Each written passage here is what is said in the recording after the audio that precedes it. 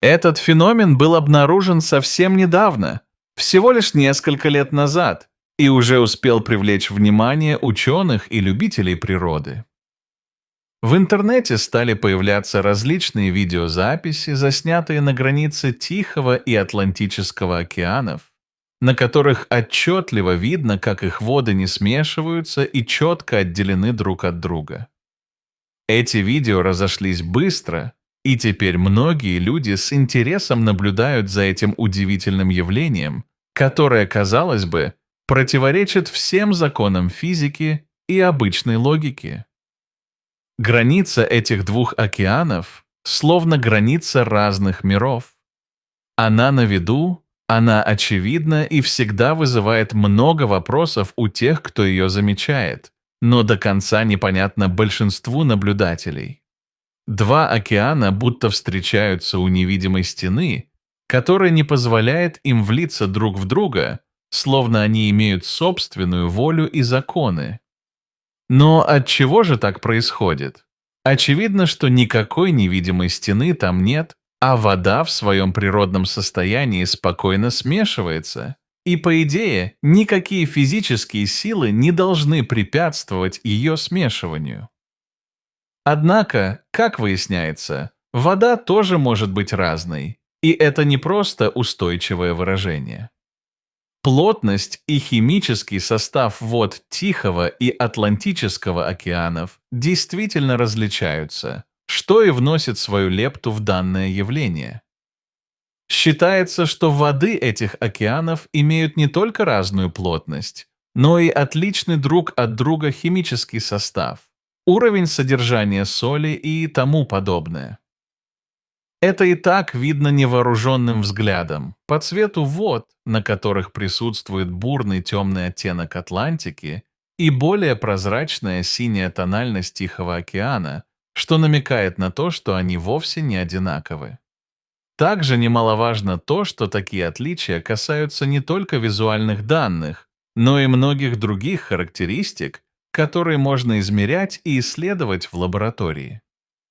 Эти отличия в химическом составе и физической природе воды становятся важным фактором, объясняющим, почему два океана ведут себя так, словно у них нет желания смешиваться друг с другом. Но в таком случае более плотная жидкость должна в конечном итоге оказаться ниже, а менее плотная выше. Таким образом, граница океанов стала бы не вертикальной, а горизонтальной. Кажется, логика подсказывает, что разница в плотности должна была бы уравновесить обе воды, и в этом случае они бы смешались в той или иной пропорции. Однако и здесь есть несколько причин, почему так не происходит. Действительно, вдобавок ко всем вышеизложенным факторам, помимо того, что разница в плотности довольно незначительна, чтобы привести к быстрому опусканию вниз одного из океанов и подъему другого, но ее хватает, чтобы препятствовать смешиванию, в игру вступает еще и инерция. А вернее, одна из инерционных сил – сила Кориолиса, проявляющаяся при движении в направлении под углом к оси вращения. Дело в том, что два океана имеют разное направление течений, и эти течения могут взаимодействовать друг с другом разнообразными способами, создавая барьеры, которые усиливают эффект их разделения. Это взаимодействие имеет не только механическое, но и морское, а также атмосферное измерение. К тому же, как оказалось, воды этих океанов имеют еще одно очень важное различие, а именно различие в таком ключевом параметре, как сила соединения молекул или сила натяжения поверхности. Если говорить в двух словах, это та сила, благодаря которой молекулы вещества держатся друг за друга, формируя определенные структуры. У этих двух океанов такая сила принципиально разная, что не позволяет им смешаться, как если бы они представляли собой два разных вещества, которые просто не могут сосуществовать вместе из-за своих физических и химических свойств. Возможно, со временем они бы постепенно и перемешались, если бы их течения совпадали и протекали в одном направлении, Но поскольку они движутся в разных направлениях, то сделать это попросту не успевают. Это стало бы вполне очевидным даже для неподготовленного взгляда, если бы не постоянные потоки, которые ввергают каждую из составляющих в свои привычные колеи. Это для нас с вами вода, и есть вода как единая и взаимосвязанная субстанция, а вот отдельные ее молекулы, как правило, встречаются лишь на короткий срок, после чего расплываются, если можно так сказать, дальше по своим течениям. Причем каждый движется в своем направлении с разной скоростью и под разным углом. Кстати, на просторах интернета можно встретить интересную историю, что знаменитый французский исследователь океана Жак-Ив Кусто, который, собственно, и открыл это явление, принял ислам. Это предположение основано на том, что в Коране, как утверждается, говорится об этом явлении, объясняя несмешивающиеся океаны как результат желания Аллаха, чтобы было так. Однако на деле никаких свидетельств о том, что этот прославленный исследователь действительно принимал ислам, никаких фундаментальных доказательств или источников информации, хоть как-то подтверждающих это, также не оказалось. Все это вызывает недоумение и искажает исторические факты. Таким образом, все эти заявления остаются голословными и основаны по сути ни на чем, не имея под собой основательно подтвержденной базы.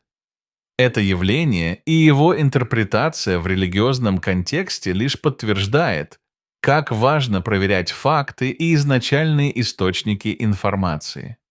А вообще, явление несмешивающихся вод актуально не только для Тихого и Атлантического океанов. Оно гораздо более распространенное, чем может показаться на первый взгляд. Точно так же Атлантический океан не смешивается с Карибским морем. В этом районе также наблюдается явление, когда два водных тела остаются в своем порошковом состоянии, не желая взаимодействовать друг с другом. В дополнение еще Балтийское и Северное моря не смешиваются друг с другом, и даже различные реки, в то время как одни спокойно впадают друг в друга, полностью соединяясь в единую водную структуру, другие демонстрируют явную неприязнь друг к другу. Так, например, бразильская река Риу-Негру отказывается смешиваться с рекой Солимоинс, и аналогичная картина наблюдается и с российскими реками Чуя и Катунь, а также с многими другими, как американскими реками Грин и Колорадо. Такая ситуация показывает, что это явление вокруг нас повсеместно и достаточно поразительно, как законы физики могут проявляться в нашем наблюдаемом мире. А вот в Германии существует вообще интересное явление, когда реки Inn, Дунай и Ильц, впадая друг в друга, текут дальше, каждая своей тусовкой, образуя тем самым трехцветную фракцию. Это завораживающее зрелище привлекает туристов и исследователей, стремящихся увидеть это необычайное сочетание цветов и истину природы, проявляющуюся в этом процессе.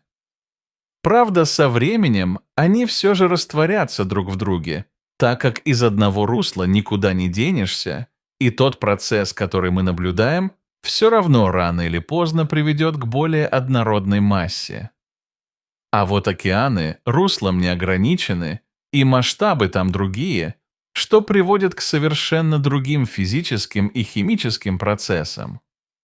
В общем, все зависит от состава воды, а также от взаимодействия различных факторов окружающей среды, таких как температура, соленость, скорость течений и другие параметры, так что это явление не столь уж и редкое, как может показаться на первый взгляд. Понимая это, можно глубже осознать, как природа действительно удивительна в своем многообразии и взаимосвязанности.